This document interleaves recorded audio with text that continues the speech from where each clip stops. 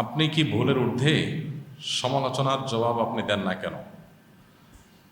ভাই, আমরা ভুলের ঊর্ধ্বে না, আলহামদুলিল্লাহ, এটা তো আমরা স্বীকার করি। আর সমালোচনার জবাবের ক্ষেত্রে আমাদের একটা মূলনীতি আছে, এটা জানা থাকা দরকার। আসলে মূলনীতিটা হলো যে আমাদের যদি কেউ কোনো ভুল ধরে, আমরা সবসময় চেষ্টা করি যে ভুল ধরাটা কি যথাযথ হয়েছে নাকি অমূলক হয়েছে। একটা হলো যে অযথাই তেনা পেঁচানো, অযথাই একটা বিষয় নিয়ে আপনার বিতর্ক সৃষ্টি করার চেষ্টা করা। আরেকটা হলো না, একবারে টু দ্য পয়েন্ট একটা সুনির্দিষ্ট স্পেসিফিক ভুল হয়েছে।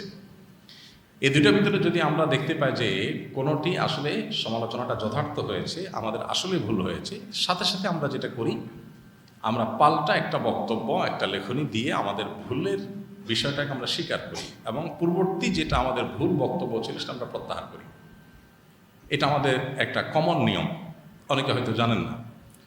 এর আগে আমরা আর্টিফিশিয়াল মেহেদি এটা ব্যবহার করলে উজু হবে কি না আমরা বলেছিলাম উজু হবে না, কিন্তু পরবর্তীতে আমরা এটা নিয়ে আরও পড়াশোনা করলাম, বিভিন্ন ওলামা ইকরামের ফতোয়া আমাদের সামনে আসলো, তখন আমাদের কাছে পরিষ্কার হয়ে গেছে যে আমাদের আগেরটা ভুল ছিল। আর্টিফিশিয়াল মেহেদি এটা ব্যবহারের ফলে আমাদের ত্বকের উপরে যে আলাদা একটা স্তর পড়ে যায়, লেয়ার পড়ে যায়, মনে হয় লেয়ার পড়ে গেছে বলে মনে হয়, এবং সেটা দেখা যায় খুশি খুশি পড়ে। তো এটার কারণে অজু হবে না আমরা বলতাম, কিন্তু পরবর্তীতে আমরা এটা নিয়ে আরও ঘাটাঘাটি করলাম, জানাশোনা যখন আরও বাড়লো তখন দেখলাম যে না, এটা আসলে কেমিক্যালের কারণে চামড়ার উপরে থাকা এটা সূক্ষ্ম লেয়ার আসলে পুড়ে এটা পড়ে যায়। এটা মূলত ওই আর্টিফিশিয়াল মেহেদির কারণে লেয়ার তৈরি হয়েছে, যার কারণে চামড়ায় পানি পৌঁছাচ্ছে না, বিষয়টা সেরকম না। বিষয়টা যখন ক্লিয়ার হয়ে গেল, এ বিষয়ে দেশের বাইরে অন্যান্য ওলামাদের ফতোয়া যখন আমাদের সামনে চলে আসলো, তখন আমরা আমাদের আগের বক্তব্য প্রত্যাহার করে নিয়েছি। আমাদের পেজ চ্যানেল থেকে সেই ভিডিওগুলো সরিয়ে নতুন করে ভিডিও আমরা সেখানে আপ করে দিয়েছি। এবং মজার বিষয় হলো, আমাদের ইউটিউব চ্যানেলে প্লে লিস্টের মধ্যে একটা প্লে লিস্টের নামকরণই করা আছে এরকম, এ জাতীয়, যে আমাদের ভুল উক্তি বা বক্তব্যগুলো, অর্থাৎ আমাদের শত শত হাজার হাজার প্রশ্ন উত্তরের মধ্যে যেগুলো ভুল হয়েছে সেগুলোকে আলাদা প্লে লিস্টে রেখে দেওয়া হয়েছে, যাতে করে মানুষ আমাদের ভুল দ্বারা বিভ্রান্ত না হয়, সেখান থেকে যাতে মানুষ সঠিকটা নিয়ে নিতে পারে। তো আমাদের কোনো সমালোচনা যদি যথাযথ হয়, মনে হয় আমাদের কাছে যে আসলে এটা আমাদের ভুল হয়েছে, তো সাথে সাথে আমরা সেটা নিজেরা সংশোধন করি, এবং সংশোধন করতে আমরা দেরি করি না, যত দ্রুত সম্ভব সেটা আমরা করি। আর এটা ইসলামের একটা সৌন্দর্য। আমরা তো সাধারণ মানুষ, আমরা তো তালিব ইলম মানুষ। বড় বড় ইমামগণের যে সমস্ত বক্তব্য ছিল, মাসআলা ছিল, অবস্থান ছিল, সেগুলো থেকে তারা ফিরে এসেছেন এরকম হাজারো নজির আছে, লাখো নজির আছে। তাদের ফিরে আসাটা অবশ্য বেশিরভাগ ক্ষেত্রে ইজতিহাদি কারণে, আবার অনেকের ভুল থেকে ফিরে আসা বা নিজের অবস্থান থেকে ফিরে আসাটা ছিল আপনার ইনফরমেশনগত গ্যাপের কারণে, যে একটা জিনিস জানা ছিল না, তিনি জানছেন, তিনি ফিরে আসছেন। আরেকটা হলো যে না, একটা বিষয়কে তিনি এক অ্যাঙ্গেল থেকে দেখলেন, পরবর্তীতে ভিন্ন অ্যাঙ্গেল থেকে দেখলেন, তার কাছে মনে হলো এটা পরিষ্কার, এটা সঠিক, ইজতিহাদগত ব্যাপার। বড় বড় ইমামদের কথা বলছি, এই জন্য তাদের দেখবেন যে একই মাসআলার ক্ষেত্রে কয়েকটা মত আছে, একটা মত আগের ছিল আর একটা মত পরের হয়েছে। এটা ইসলামের সৌন্দর্য। শেখ নাসিরউদ্দিন আলবানী রহমতুল্লাহ আলাইহি সমকালীন যুগের মুহাদ্দিসদের মধ্যে বেশ সুপরিচিত একজন মুহাদ্দিস। হাদিস নিয়ে তার অনেক কাজ, বিপুল পরিমাণ কাজ আছে আমরা জানি। তো এত বেশি কাজ, এত বেশি আপনার কর্মযজ্ঞ, এত বেশি তালিফাত, লেখালেখি, তার বড় বড় মানে ভলিউম এক একটা সাবজেক্টের উপরে তার বই লেখা, কিতাব লেখা। এরপরও তার জীবনে যে সমস্ত মতামত থেকে তিনি ফিরে এসেছেন, আগেরটা তিনি সঠিক মনে করেননি, পরেরটা সঠিক মনে করছেন, এই মতামতগুলোকে কয়েক ভলিউমের একটা কিতাবে লেখা হয়েছে, যেটার নাম হলো তারাজুআতুল আলবানী। সম্ভবত 4 খণ্ডের একটা কিতাব, মানে কতগুলো একত্র হয়েছে। তো এটা ইসলামের সৌন্দর্য। আমাদের কোনো ভুল কেউ ধরলে, প্রশ্নকর্তা ভাই যেরকম মনে করছেন যে আমরা কোনো পাত্তা দেই না, আসলে ব্যাপারটা সেরকম না ভাই। কোনো ভুল যদি মনে হয় যে আমাদের আসলে ভুল হয়েছে, ইনফরমেশন একেবারে সুস্পষ্ট ভুল, আমরা সেটার সাথে সাথে সংশোধন করি। এরকম নজির আপনি আমাদেরকে যারা নিয়মিত ফলো করেন তারা দেখবেন যে অহরহ আছে। আমাদের এই যাবৎ প্রশ্নোত্তরের সেশন যেগুলো হয়েছে আমাদের পেজে লাইভ অনুষ্ঠানে, 200, এখন প্রায় 250-র মতো, 250 হতে যাচ্ছে পর্ব। তো প্রত্যেকটা পর্বে যদি এভারেজে আমরা 50 থেকে 60টা প্রশ্নের উত্তরও দিই, সেক্ষেত্রে কত হাজার প্রশ্ন হয়। আর অন্যান্য যত প্রশ্নোত্তরের সেশন আছে সব একসাথ করলে হয়তো আমাদের 20-30 হাজার প্রশ্নের উত্তর পর্যন্ত মিনিমাম দেওয়া হয়েছে। এই 20-30 হাজারের ভিতরে আমাদের 20-50টা বা 100-150টা মাসআলাতেও ভুল হওয়াটা অস্বাভাবিক নয়। আমরা মানুষ, সেই হিসাবে আল্লাহ মাফ করুক অহংকার থেকে আমাদের কোনো কেউ সমালোচনা করলে আমরা সাথে সাথে করি। কিছুদিন আগে আমাদের একটা গত রমজানের একটা বক্তব্যের পর এক ভাই আমাকে একটা ক্লিপ দিলেন, যে আমরা বলেছিলাম যে ফিতরা রমজানের ঈদেতে যে আমরা ফিতরা আদায় করি, জাকাতুল ফিতর বা সাদকাতুল ফিতর, এটা হাদিসের ভাষ্য হলো মান আদ্দাহা কাবলা সালাতে ফাহিয়া সাদাকাতুন মাকবুলা ও মান আদ্দাহা বাদা সালাতে ফাহিয়া সাদাকাতুম মিনাস সাদাকাত।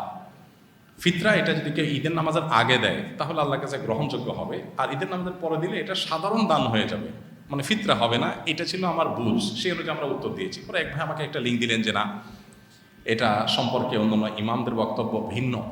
প্রায় সব ইমামরাই বলেছেন যে পরে দিলে আদায় হবে, অবশ্যই সেটা অনুত্তম হবে, আল্লাহর কাছে সেটা উত্তম নয়, সুন্নাহ নয়, সেটা নিয়ে অনেক কথা বলা যায়, কিন্তু আদায়ই হবে না ফিতরা, ব্যাপারটা সেরকম ইমামরা বলেন নাই। পরে আমরা দেখলাম যে হাদিসের বিভিন্ন ব্যাখ্যা ওলামা একরাম করেছেন, আমরা সেটাকে সাথে সাথে প্রত্যাহার করে পাল্টা বক্তব্য দিয়েছি। তো এটা আমাদের একটা রুটিন কাজ, যেটা হয়তো অনেকে জানেন না, এই জন্য মনে করেন যে আমরা বোধহয় কোনো সমালোচনার আমলে নেই না, আমরা বোধহয় সব জানতা শমশের ভেবে বসে আছি। না, আমাদের ভুল ধরলে কেউ আমরা খুব শ্রদ্ধার সাথে সেটাকে মেনে নিই এবং স্বীকার করি। তবে ওইটা নিয়ে খুব বেশি হইচই করার কোনো প্রয়োজন আছে বলে আমরা মনে করি না। ভুল কে ধরলো এটা ব্যাপার না। অনেক এই যে ফিতরা বিষয়টা যে ভাই ভুল ধরেছেন, এই ভাইকে আমি চিনি না এবং পরিচিত কোনো মুখ না, একজন সাধারণ কোনো আলেম। আলহামদুলিল্লাহ, যখন লিঙ্কটা আমাদের কাছে আমরা তাকিক করলাম, দেখলাম হ্যাঁ ওনারটাই সঠিক, আমরা সাথে সাথে স্বীকার করে নিয়েছি।